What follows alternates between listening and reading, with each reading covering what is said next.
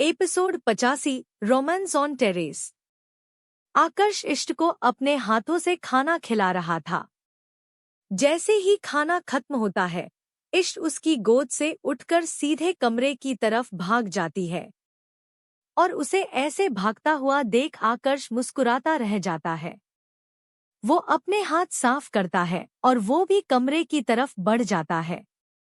इष्ट कमरे के बेड को देखते हुए सोच रही थी कि उसे आगे क्या करना है। वो अभी भी थकी हुई थी, शरीर में दर्द अभी भी मौजूद थी और उसे सोने की जरूरत थी। उसे नींद बहुत कस कर आ रही थी, लेकिन एक प्रॉब्लम ये है, वो अकेली सोएगी या आकर्ष भी उसके साथ ही सोएगा। बहुत देर तक इसी ख्यालों में रहने के बाद इश्क ने अपने सिर को झटका और फिर बिस्तर की तरफ बढ़ गई। उसे नींद आ रही थी और वो सिर्फ सोना चाहती थी, अकेली या फिर आकर्ष की बाहों में, उसे फर्क नहीं पड़ रहा था। इस वक्त उसकी हालत ऐसी थी कि एक तकिया और बिस्तर मिल जाता तो वो तो गार्डन में भी सो जाती। उसने अपने कदम आगे बढ़ाए ही थे कि तभी आकर्ष उसे पीछे से पकड़ लेता है। इश चौंक जाती है और आकर्ष ने उसे पीछे से अपनी बाहों में भर लिया। इश ने हैरानी से अपना चेहरा घुमाकर उसे देखा तो वो अपनी गर्म सांसें उसके चेहरे पर छोड़ते हुए कहता है, नींद आ रही है। इश घबरा जाती है। उसने धीरे से हाँ में सिर हिलाया। उसे सच में नींद आ रही थी। आकर्ष मुस्कुराते हुए उसे देखता है और फिर उसकी कमर को छोड़कर उसकी कलाई पकड़ लेता है। वो इश को खींचता हुआ अपने साथ दरवाजे की तरफ लाते हुए कहता है, तो फिर चलो साथ में सोते हैं। इश उसे देखती रह जाती है और आकर्ष उसे खींचता हुआ अपने साथ लेकर सीढ़ियों के पास आ जाता है। इश देखती है कि वो उसे लेकर टेरेस की तरफ जा रहा है।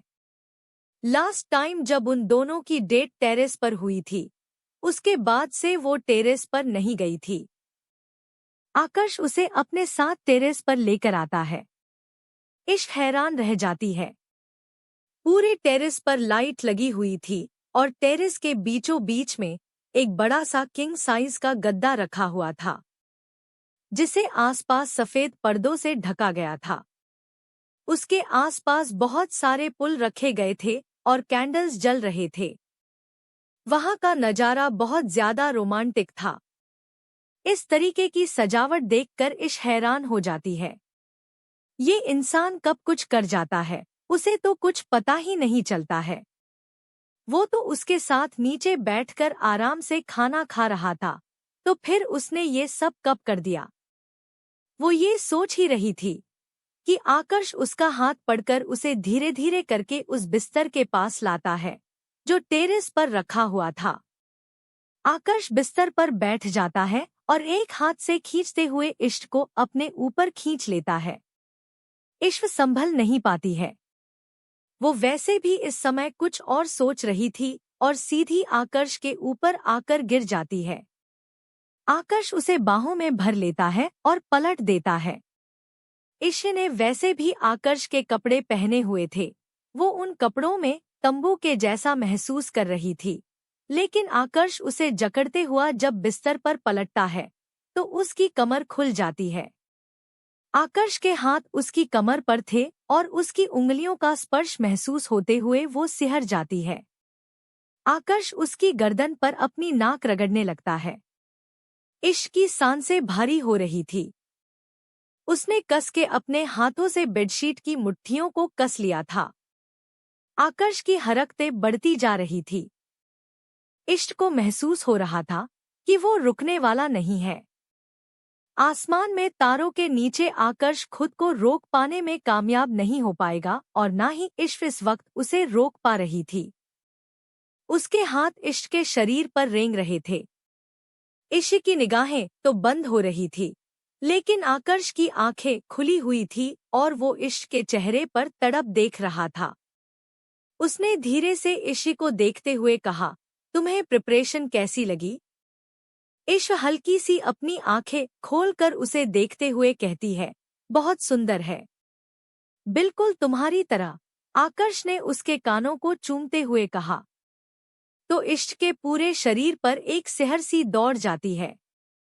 आकर्ष उसकी गर्दन पर अपने होंठ रख देता है और वहां पर किस करने लगता है। इश्क गहरी गहरी सांस ले रही थी और तेजी से उसका सीन ऊपर नीचे हो रहा था। ठंडी ठंडी हवाएं जब उसके शरीर को छू रही थी तो वो खुद पर काबू नहीं रख पा रही थी। उसके हाथ धीरे धीरे बेडशीट पर और कस रहे थे। उसने गहरी सांस लेते हुए कहा, आकर्ष। आकर्ष रुक जाता है और हैरानी से इश्क की आंखों में आंखें डालकर देखने लगता है। इश्क उसकी आंखों की गहराइयों में खो गई थी। वो धीरे से अपने होठों को खोलते हुए कहती है, मैं थक गई हूँ। आकर्ष के चेहरे पर हल्की सी मुस्कान आ जाती है और वो झुककर उसके माथे को चूम लेता है। उसके बाद आकर्ष तकिए पर सीधे लेट जाता है। उसने इश्क को अपनी बाहों में भर लिया और साइड में रखी हुई चादर इश्क के ऊपर डाल दी। एक चादर ने उन दोनों को पूरी तरह से ढक लिया था, लेकिन आकर्ष ने रात के किसी भी पल में इश्क को अपनी बाहों से रिहा नहीं किया था। इश्क उसकी बाहों में अपनी आंखें बंद कर लेती है। थकावट के कारण उसकी आंखें बंद हो गई थी और वो आकर्ष के सीने पर सिर रखकर सो गई थी। अगली सुबह जब उसकी नींद खुली तो सुबह की धूप छनकर उसके चेहरे पर आ रही थी। उस पर्दे से आती हुई धूप की किरणों में इश्क किसी सोई हुई नन्ही राजकुमारी की तरह लग रही थी। उसने अंगड़ाई लेकर खुद को देखा तो वो छत पर अभी भी सो रही थी। आसपास के पर्दे हवा में लहरा रहे थे, लेकिन आकर्ष वहां नहीं था। उसने छत पर हर तरह नजर डाली, लेकिन आकर्ष उसे कहीं नजर नहीं आया। उसने अंगड़ाई ली और ओपन बेड से उठ जाती है। वो उबासी लेते हुए छत के मुंडेर तक आ जाती है और वहां से बाहर का नजारा देखने लगती है। लेकिन उसने देखा कि वो हवेली के पिछले हिस्से की मुंडेर पर खड़ी हुई है। वो ना तो इससे पहले कभी इस तरफ आई थी और ना ही हवेली में कभी इस तरफ गई थी। उसने देखा वहां पर एक स्विमिंग पूल है। यहाँ पर एक स्विमिंग पूल भी है। ये सोचते हुए ही इश्क हैरान हो जाती है। उसे तो पता ही नहीं था कि इस घर में स्विमिंग पूल भी है। ना तो कभी उसे मौका मिला घर के उस हिस्से में जाने का और ना ही कभी उसने इस बारे में इतना गौर किया था। लेकिन अब स्विमिंग पूल को देखकर ना जाने क्यों उसका मन कर रहा था पूल में नहाने का। इसलिए वो जल्दी से नीचे आती है। सीढ़ियों से नीचे उतरते हुए उसने हर जगह आकर्ष को देखा, लेकिन वो कहीं भी नहीं था। वो जब हॉल में आती है तब देखा कि वो हॉल में भी मौजूद नहीं है। आकर्ष को कहीं ना पाकर देख वो बहुत सुकून महसूस करती है। चलो थोड़ी देर के लिए ही सही, वो अकेले में अपने आप के साथ कुछ वक्त तो बीता पाएगी। यही सोचते हुए वो हवेली के पिछले हिस्से में चली जाती है। उसे पिछले हिस्से का सिर्फ दरवाजा पता था जो गैलरी से होकर जाता था।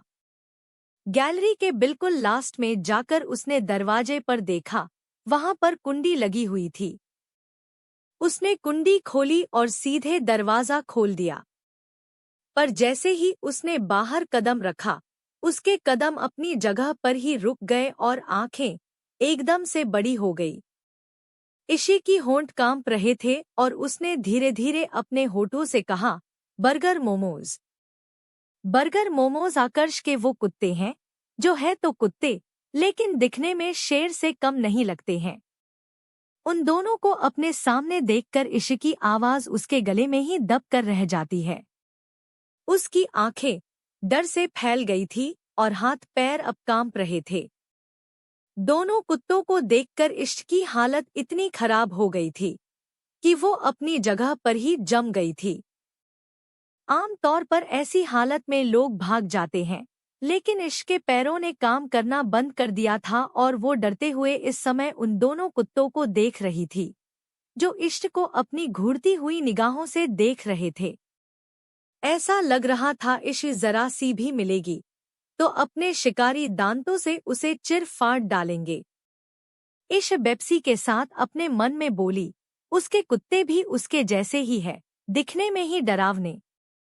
बचा लो भगवान, वरना मैं बर्गर मोमोज का बर्गर और मोमोज बन जाऊंगी। जितने खतरनाक ये कुत्ते हैं, लगता नहीं है कि मेरी हड्डियां भी छोड़ेंगे। मैम आप यहाँ क्या कर रही हैं? रिमी की आवाज सुनकर इश की जान में जान आई है। वो पीछे पलट कर देखती है तो रिमी उसी की तरफ आ रही थी। वो इश्क के पास आती है और उसके साथ खड़े होते हुए कहती है, क्या बात है मैम, आप यहाँ क्या कर रही है? आपको कुछ चाहिए था क्या? मैं दरअसल बाहर जाना चाहती थी। इश घबराते हुए रिमी को देखकर कहती है, लेकिन उसकी एक नज़र उन दोनों कुत्तों पर ही थी।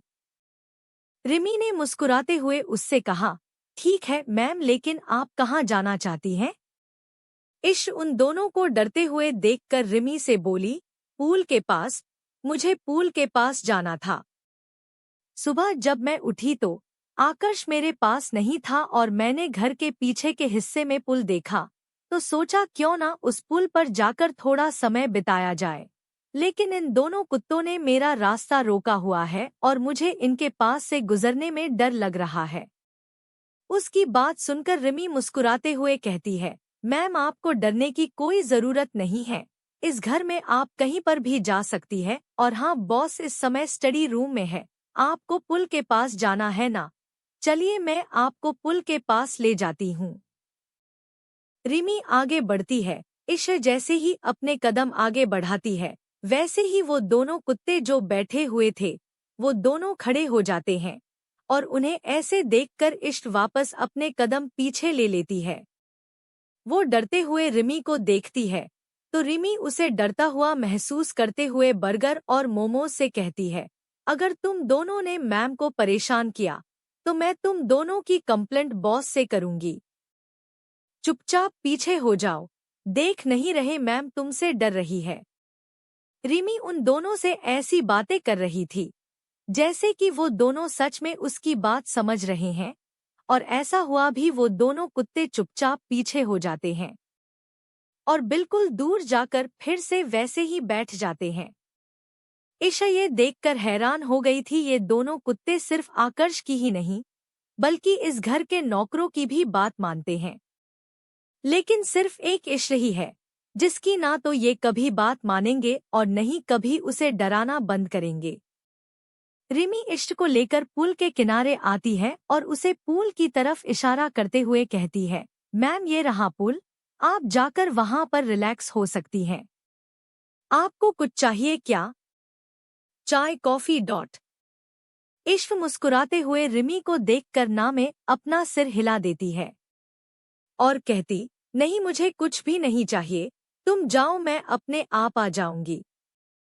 रिमी ने इश्क को पुल के किनारे पर अकेला छोड़ दिया और वहां से चली गई। इश्क ने उसे पुल को देखा। नीले आसमान के नीचे उसे पुल में साफ पानी था और आसपास की खिलते हुए फूलों के बीच वो स्विमिंग पूल बहुत खूबसूरत लग रहा था। इश्क ने वैसे भी शर्ट पहनी हुई थे। उसके पैरों में स्लीपर थी। उसने अपनी स्लीपर को साइड में उतारा और पुल के किनारे चली गई। उसने झांक कर देखा तो पुल का पानी ज्यादा गहरा नहीं था। इश्क को काफी राहत महसूस हुई।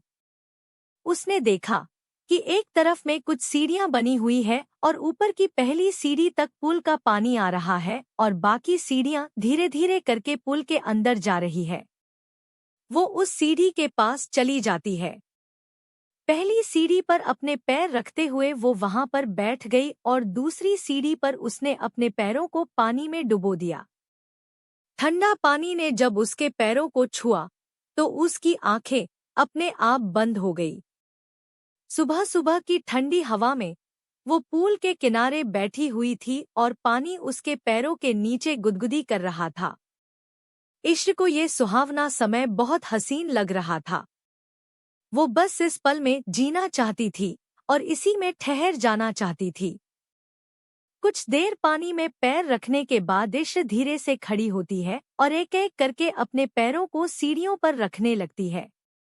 वो पूल के अंदर जा रही थी और धीरे धीरे करके वो पूल के पानी के अंदर चली गई। उसने वैसे भी आकर्ष की शर्ट पहनी हुई थी जो उसके ओवर साइज में थी। धीरे धीरे पानी उसके कपड़ों के अंदर चला गया और जब पानी ने उसके शरीर को छुआ तो उसे एक अजीब सा सुकून महसूस हो रहा था। उसे तैरना आता था। इतने पानी में तो डूबने का सवाल ही पैदा नहीं होता है। वो थोड़ी देर पानी के बीचों खड़ी होकर आंखें बंद करते हुए खुद को शांत करने की कोशिश कर रही थी, पर तभी उसे एहसास होता है कि पानी में हलचल हो रही है। एपिसोड 86 गुड से मीठे होंठ। इश्क को पानी में हलचल महसूस हो रही थी। उसने जब पीछे पलट कर देखा तो उसकी आंखें एकदम से बड़ी हो जाती है, क्योंकि पानी में इस समय आकर्ष उतर कर आ रहा था।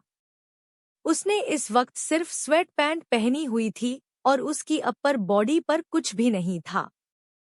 आकर्ष का हैंडसम चेहरा धूप में बिल्कुल एक मॉडल की तरह चमक रहा था और उसकी आंखों में इश्क के लिए डिजायर नजर आ रही थी। वो धीरे धीरे करके पानी में अपने पैरों से आगे कदम बढ़ा रहा था, लेकिन उसकी निगाहें सिर्फ और सिर्फ इश्क के ऊपर थी, जो उसे देखकर एक अजीब सी बेचैनी को महसूस कर रही थी। आकर्ष का हैंडसम चेहरा धूप में बिल्कुल एक मॉडल की तरह चमक रहा था और उसकी आंखों में इश्क के लिए डिजायर नजर आ रही थी। वो धीरे धीरे करके पानी में अपने पैरों से आगे कदम बढ़ा रहा था, लेकिन उसकी निगाहें सिर्फ और सिर्फ इश्क के ऊपर थी, जो उसे देखकर एक अजीब सी बेचैनी को महसूस कर रही थी। अब तक वो ठंडा ठंडा पानी उसे ठंडक का एहसास करवा रहा था, लेकिन आकर्ष की मौजूदगी से अचानक से उसे उस पानी में गर्माहट महसूस होने लगती है। वो बेचैन हो उठी थी।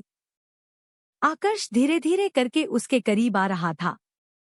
उसे अपने करीब आता देख इश्क की सांसें घबराहट के मारे बढ़ती जा रही थी।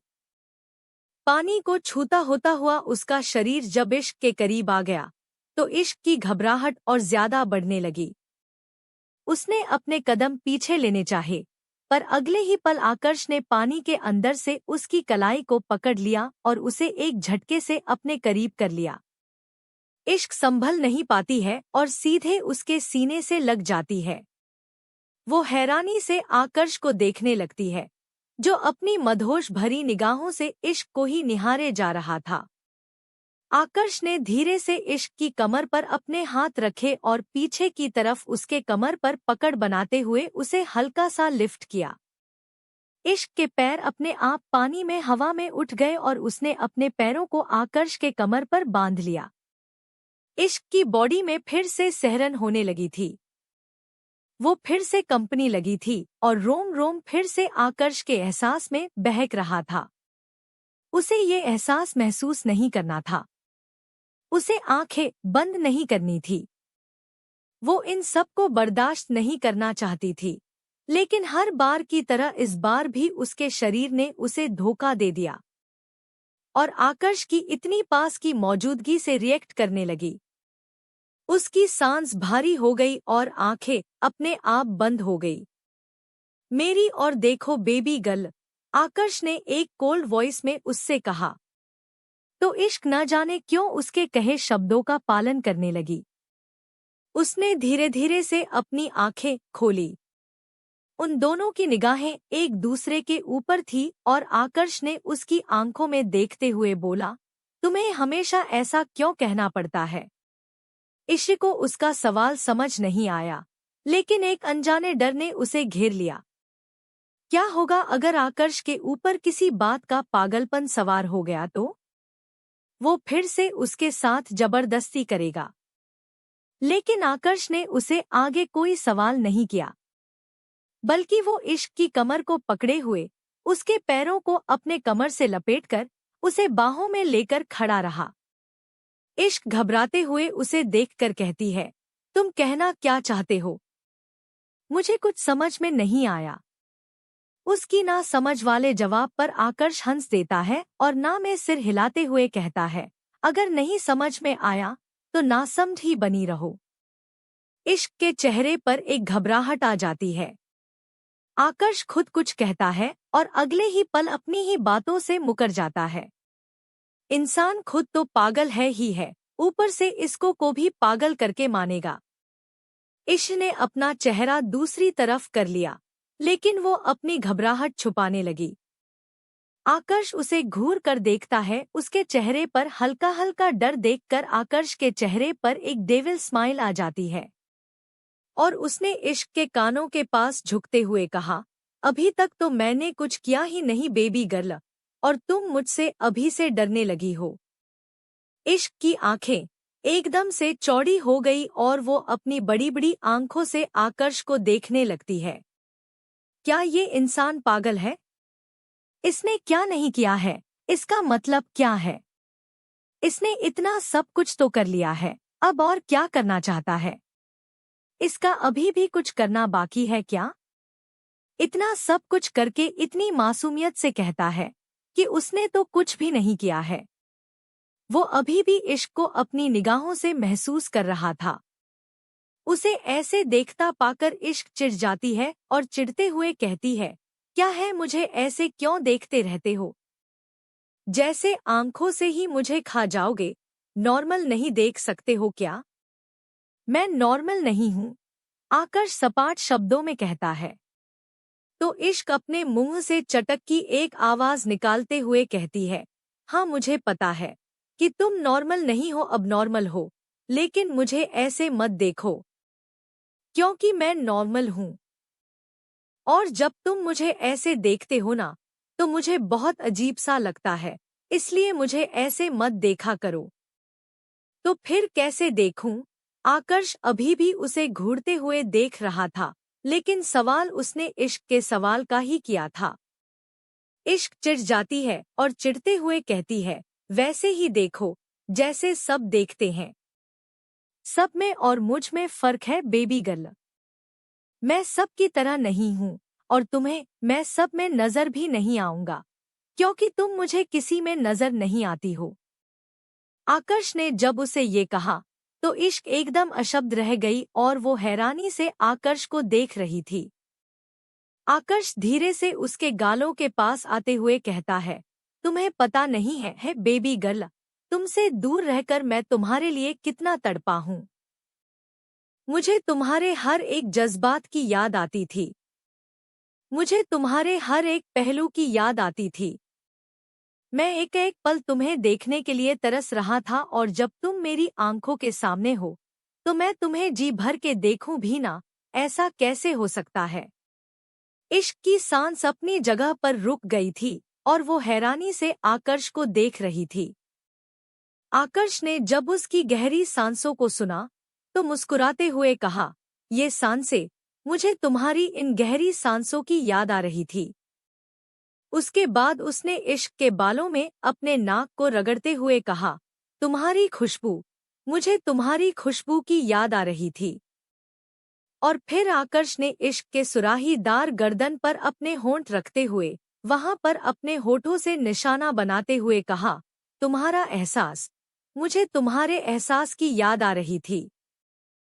बात नहीं सकता हूँ कि तुम्हारे हर पल के लिए मैं कितना तड़पा हूँ, कितना मारा हूँ। तुम्हें देखे बिना मैंने एक एक पल कैसे बिताया।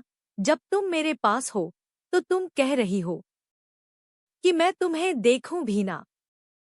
ऐसा तो हो नहीं सकता है। चाहे तो मेरी जान मांग लो, लेकिन खुद को देखने के लिए ये नजर मत मांगो। जान मांग लो। इश्क ने एक पल के लिए सोचा और वो हैरानी से आकर्ष को देखकर अपने मन में कहती है, क्या जान मांग लूंगी तो सच में दे देगा क्या? उसके सवालों को महसूस करते हुए आकर्ष के चेहरे पर एक मुस्कान आ जाती है और वो उसके माथे को चूमते हुए कहता है, मेरी जान तो तुम ही हो। बाकी बचा ये शरीर, अगर तुम्हारे लिए इसे मिटाना भी पड़े तो मैं पीछे भी नहीं रहूंगा, चाहे तो आजमा के देख लेना। उसकी ऐसी डेडली रोमांटिक बातें सुनकर इश्क का मन और ज्यादा बेचैन हो गया था। उसने जल्दी से तेजी से 2-3 बार सांस ली और अपना चेहरा दूसरी तरफ कर लिया। ये बंदा कभी अपनी हरकतों से इश्क की जान ले लेता है, तो कभी अपने बातों से, मतलब इंसान को मारना कैसे है, ये आकर्ष ठकराल बहुत अच्छे से जानता है। एक ही इंसान सिर दर्द और झंडू बाम दोनों हो सकते हैं। इस बात का पता इश्क को आकर्ष को देखकर ही चल रहा था।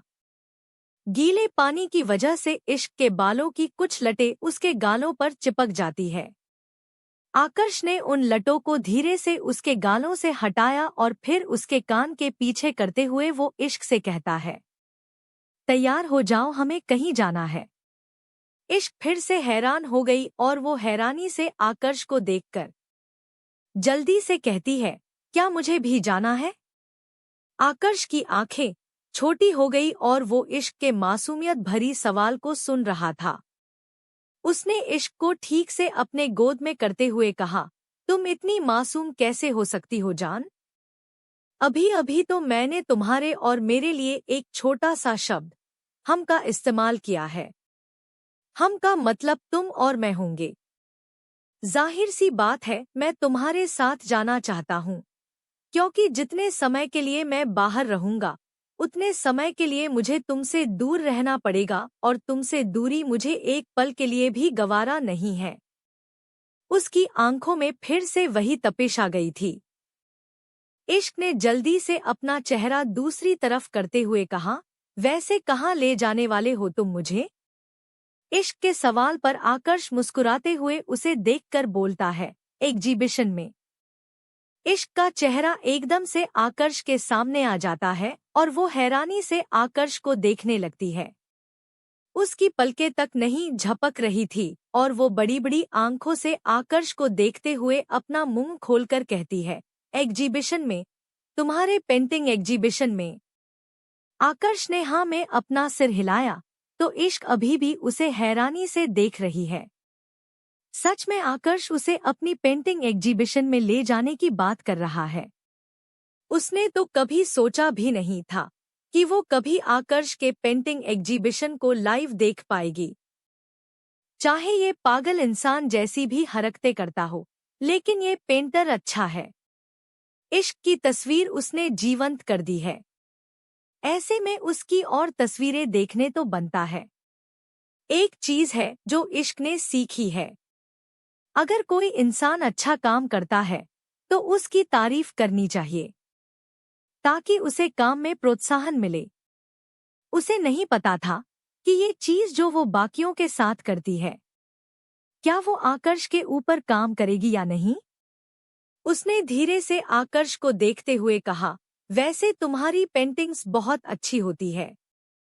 थैंक यू बेबी गर्ल तारीफ के लिए, लेकिन ऐसे सुखी सुखी तारीफ क्यों कर रही हो? कुछ इनाम दो साथ में, ताकि मुझे पता चले कि मेरी पेंटिंग्स तुम्हें सच में पसंद आती है। आकर्ष के शब्द सुनकर इश्क हैरानी से उसे देखते रह जाती है। इस इंसान को अप्रिशिएट करना भी अपने लिए मुसीबत खड़ी करना है। वो तो उसकी तारीफ कर रही थी कि वो पेंटर अच्छा है, लेकिन जिस तरीके से उसने इनाम मांगा है, इश्क उसे क्या देगी? उसने तो कपड़े भी अपने खुद के नहीं पहने हुए हैं। आकर्ष मुस्कुराते हुए इश्क को देखकर बोला, तुम्हें इतना परेशान होने की जरूरत नहीं है बेबी गर्ल। तुम्हारे पास वो है जो मेरे लिए सभी गिफ्ट से अनमोल है। तुम प्यार से दो, मैं तो उसे सारे दिन सारी रात प्यार से लेता रहूंगा। क्या? इश्क हैरानी से कहती है। तो आकर्ष अपने एक हाथ से इश्क को होल्ड करता है और दूसरे हाथ उसके गर्दन के पीछे रखते हुए एक घेरा बना लेता है। इश्क को समझ आ गया कि वो क्या करने वाला है और वो हैरानी से आकर्ष को देखने लगती है। लेकिन अब हैरानी जताने का समय नहीं था, क्योंकि आकर्ष उसके होठों के करीब आ रहा था और अगले ही पल उसने होठों को किस करना शुरू कर दिया था। इश्क हैरानी से उसे देखने लगी थी। आकर्ष ने उसे सांस लेने का भी टाइम नहीं दिया था। वो तो उसके होठों पर ऐसे चिपक गया था जैसे कि इश्क के होठ कोई चुंबक है। इश्क के होठों का कचुम्बर और पूरी तरह से लाल करने के बाद आकर्ष उसके होठों से अलग होता है और तेजी से सांस लेते हुए उसके सिर के साथ अपने सिर को लगा देता है। आकर्ष अपनी गहरी आवाज में कहता है, थैंक्स बेबी गर्ल, इस तरीके का गिफ्ट मुझे हर घंटे मिलता रहे, तब देखना मैं क्या बवाल पेंटिंग बनाता हूँ। इश्क की सांस फूल रही थी और वो गुस्से में आकर्ष को देखकर कहती है, मुझे नीचे उतारो और जाने दो यहाँ से, तुम हमेशा ऐसा करते हो, इसीलिए मैं कभी तुम्हारे करीब नहीं आना चाहती हूँ। क्या सच में? आकर्ष ने उसे हैरानी जताते हुए पूछा। तो इश्क उसे गुस्से में घूर कर देखते हुए बोली, मुझे किस किया है, वो भी बिना मेरी परमिशन के, और परमिशन लेना तो दूर की बात है, तुम तो कभी वार्निंग भी नहीं देते हो, बस आकर मेरे होठों पर चिपक जाते हो। मेरे होंठ है, कोई गुड़ थोड़ी ना है जो मक्खी की तरह इस पर चिपक जाते हो। आकर्ष के चेहरे पर एक हल्की और कातिलाना मुस्कान आ गई। उसने धीरे से इश्क के उसे सूजे हुए चेरी जैसे होठों पर अपने होठों पर रगड़ते हुए कहा, अब तुम्हें क्या बताऊं मेरी इश्क, तुम्हारे होंठ गुड़ से भी मीठे हैं। इश्क का चेहरा पूरा लाल हो जाता है और वो अपनी पलकें झुका लेती है। आकर्ष ने इश्क को मुस्कुराते हुए देखा और उसकी कमर को छोड़ दिया। उसके पैर दोबारा पानी में जमीन को छूने लगते हैं और आंखें हैरानी से आकर्ष को देखने लगती है। आकर्ष उसे देखते हुए कहता है, कमरे में तुम्हारे लिए कपड़े और। अपनी बात को बीच में रोकते हुए आकर्ष उसके सीने की तरफ देखने लगा। इश्क ने जल्दी से अपने दोनों हाथों से क्रॉस करते हुए अपने आप को छुपाना चाहा, तो आकर्ष हंसते हुए कहता है, तुम्हारे पास ऐसा कुछ नहीं है जो मैंने नहीं देखा है। वैसे मैं तुम्हें बस इतना कहना चाह रहा हूँ कि तुम्हारे कपड़े और बाकी सब सामान जो तुम्हारी जरूरत का है अंदर बाहर पहनने के लिए, वो सब कमरे में आ चुका है। रेडी हो जाओ। अपने डूबते हुए बिजनेस को बचाने के लिए अक्ष मर्चेंट ने सहारा लिया अपनी गर्लफ्रेंड की हमशक्ल सुमेधा का, जिसका काम है चोरी करना। एक चोर का सहारा लेकर क्या अक्ष अपने डूबते हुए बिजनेस को बचा लेगा? क्या लोगों को पता चल जाए कि सुमेधा की सच्चाई? क्या होगा सुमेधा का जब उसका सामना होगा अक्ष की असली गर्लफ्रेंड सारिका से? क्यों सारिका के वापस आने के बाद भी अक्ष ने सुमेधा को अपनी मिस्ट्रेस बनाकर रखा हुआ है?